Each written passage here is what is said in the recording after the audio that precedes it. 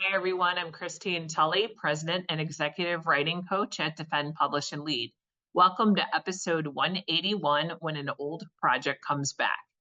One of the areas that I would argue we specialize in at Defend, Publish, and Lead is project management, and specifically all of the academic decision making that comes into completing writing projects, sending them out, waiting for them to come back, deciding when to do, say, a revise and resubmit writing project versus a new project that might be more of a dream project or something that you want to do. A lot of those decisions are not visible in academia, and I would argue that it's really interesting to talk with faculty about how they make those decisions. That's one of the things that we try to do with our clients all the time. And one of the things that has come to light, at least the last couple of years that I've owned the company, is that it's paralyzing when you have so many projects to do, and it's not that they're all in the same stage or in the same on the same time frame.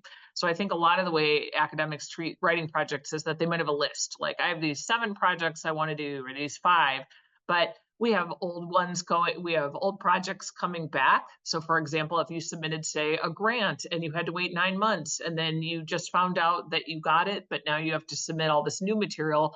A lot of times when old projects come back, they need action immediately. And you have to decide, well, am I going to drop everything and work on this old project? But what about the new project I was working on? I had some good momentum going. And I would just say, as a quick blanket piece of advice, in general, we do recommend always going with the sure thing. So if a revise and resubmit, it sounds like you're going to get your article published, we're going to say prioritize that. One of the things that we teach at Defend and Publish Lead is to make sure that we talk about a time frame. So for example, if you have an article that is a revise and resubmit, our general advice is try to get rid of it within a week or 2, if at all possible. So while it's an interruption, it's a brief interruption, and then you can keep the cycle of publication going.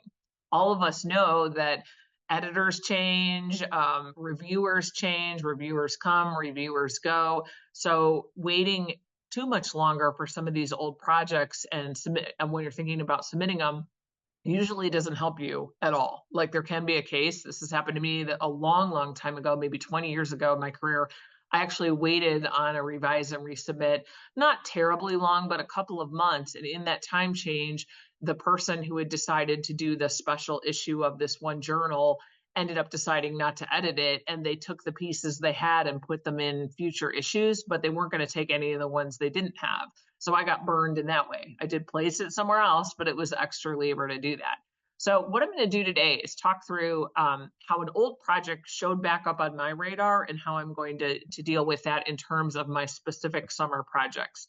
So what I'm doing right now for audio only folks, I'm just sharing my Penzu note on this. I've talked about Penzu millions of times. I won't say a lot about it, but if you're new to us, it's just a quick online notebook. It literally looks like an old notebook where you can take notes, and I have different pages and different entries.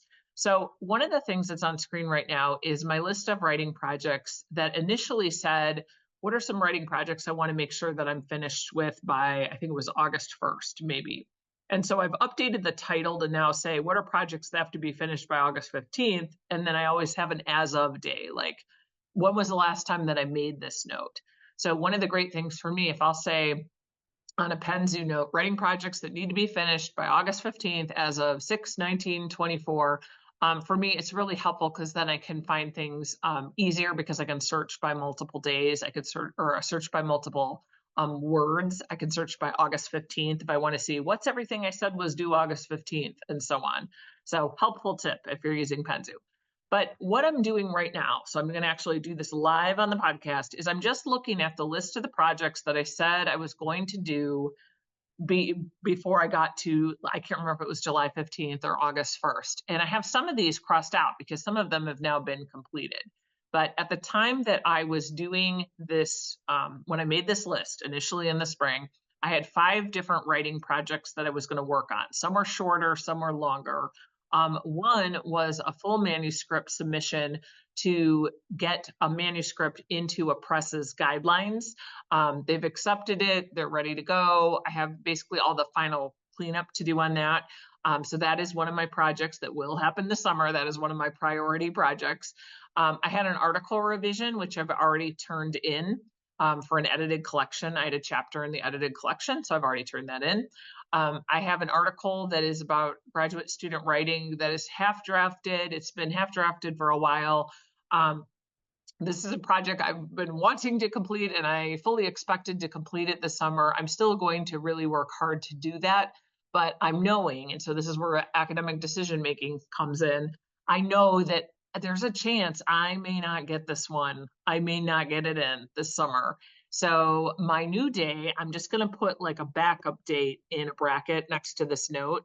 And so I'm just going to make my backup date September 15th. Mainly because a lot of these other things have to go in sometime between August 1st and August 15th. So I know even with the start of classes around mid-August, I will have a little bit of a lull without another project coming in. So that's how I made a decision about what to do. I'm deciding now, if I had to put that one off, I could. I don't want to, but I could. Another thing on this list was a book proposal for my project management book, which is going to be my next book. This one, I have lots of pieces of the book already written, which is fabulous, but I need to make the full-on proposal. In this case, I'm going to do another kind of hedge, because technically this is another dream project. So I really wanted to get it in the summer. It's not that I'm saying I won't. I might potentially do it. I have all the pieces. But one of the ways I'm going to kind of allow myself a little latitude here is I need to make a one-page description for one of the presses that's interested in this book versus the full-on proposal. So I think what I'm going to do is make sure that I have the one-page description, and I'm just typing it in my note live if you're watching it on YouTube. I'm going to make this one-page description due August 15th. So I just want to I have a little hedge that I've got to have at least that one-page description done. I probably, when I start talking about fall planning and writing, I probably will be talking about that as one of my fall projects, but who knows? I'm managing to get a lot of work done despite a lot of interruptions and things like that were a little bit unexpected. For one, this is a fun, I've got to make an episode about this, but I have to move out of one of my offices. I'm very fortunate that I have two offices because of my two different roles on campus, but I am losing one of my offices. So I was not planning to do an office move this summer, and that's quite chaotic to combine two offices into one. So I know for me, that's one of the crimps on my writing time right now, because that is time sensitive. Somebody's going into that one office. So stay tuned. I may do an episode about that. It'll be fun.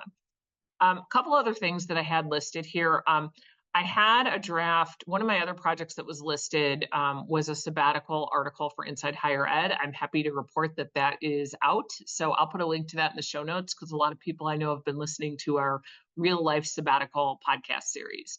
So if you're keeping track, that was 5 writing projects. I have 2 of them completed at this stage. So this episode is being recorded on June 20th. I have 2 of them completed out of the 5. And then of the 3 left, 1 is large and easy. So it's just redoing a whole manuscript all the way through for formatting guidelines for a press. So it's not difficult, it's just tedious. It's possible I may outsource that, because that's a question that people will ask all the time. I use our writing coaches at Defend, Publish, and Lead. I can be a client as well. We all need writing help. So that may go to somebody else. So that way I'm sure that it's getting completed. The main reason I have not farmed that out, so here's another like revealing of academic decision making, is that I know that I want to go through it one more time before I turn it in. Since it's been a little while, I just want to make sure everything's the way I want it. So those are the 5 writing projects. What has come into the mix that's my old project? So kind of circling back to the topic of this episode, a project that I'm adding on my list right now. So if you're watching it on YouTube, you can see it live, but I have an edited collection with 2 colleagues of mine. And this collection is pretty much ready to go to press, but it needs some cleanup on just various little issues. So I'm just going to call it like an edited collection cleanup. In this case, for this particular one, I need to talk to my colleagues about how we're going to do that. But this one is time sensitive because the press is ready for it to go. They are urging us to get it completed as soon as possible. So in my mind, this project takes all priority for the next 2 weeks. I mean, I think we have 2 weeks. We don't have 2 months to make sure that we get it in. And obviously we want to get it in during the summer. So that way we can maybe potentially even get on like a spring list for publication. So that's how I'm making some of the decisions about what comes in there. Another thing that I will sometimes do, I'm not going to do it on this particular episode, but one thing that I will do is sometimes make the list projects in the order of priority.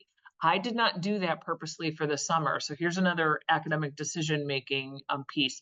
I did not do that purposely for the summer because in the summer, I really want to slow down. I don't want to rush. I want to work on the projects as they feel natural to me and try to work with habits that are just a little bit more relaxed. In the school year, if I have to kind of push through on different things, based on what time is available, that's okay. In the summer, I have slightly more time, not a lot more. I don't try to write, a full on 8 to 10 hours a week or anything like that during the summer. There are some days though that I will, where I'll spend 12 hours on writing because I can. So it's just a little bit more less regulated. And so for me, I have not made a priority list, but I know now that this edited collection cleanup, so this book that just dropped back on my radar today, one of the things that I am doing with it on my list is I'm putting like a big highlight on it, like a colored highlight. So I know that that has to be the next thing. Any other writing things I need to do in my writing time between now and the next 2 weeks, I need to make that a priority for this edited collection. So of course, it's not only my responsibility. I have two co-editors that we're doing the collection together, but right now I know that that's where I need to be. So hopefully this helps how I'm thinking what needs to be on the radar. I just want to say one final thing about any old projects that come back. In general, one of the things that I will do is, let's say you're in the middle of a day, you maybe have a writing session scheduled later, you've got one, the next day that you were already kind of planning to do something else. I think it's okay once you get your revise and resubmit, or an old project kind of reemerges, or maybe an opportunity for a rejected manuscript that now you can package up and send somewhere else. In general, one of the ways that I try to handle that interruption into your writing life, because it usually comes through email, one of the things that I try to do is to just make a note of a time that I'm actually going to look at that feedback and make some decisions. So I try to make that meeting, I call it a meeting with myself, where I actually go into the email, see what they want me to do, look at the deadlines, all that kind of stuff. I just try to make a meeting time no later than 48 hours from when I got that email. So that way, let's say I'm working on something that I'm really into, I'm not losing that writing time. I'm just saying, okay, I know I've got that email waiting from me from that one journal. I'm going to work on this book chapter that I'm really into right now for this particular writing period, but within the next 24 to 48 hours, I'm going to address the feed, or I'm going to get in there, look at what I have to do, and then make a plan going forward. Probably in all cases, I can't really think unless they gave me a really long time for a revision.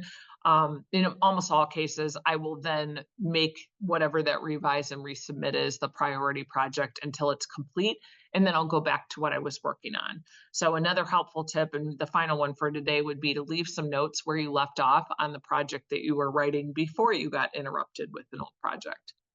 So hopefully this helps, and happy writing this week.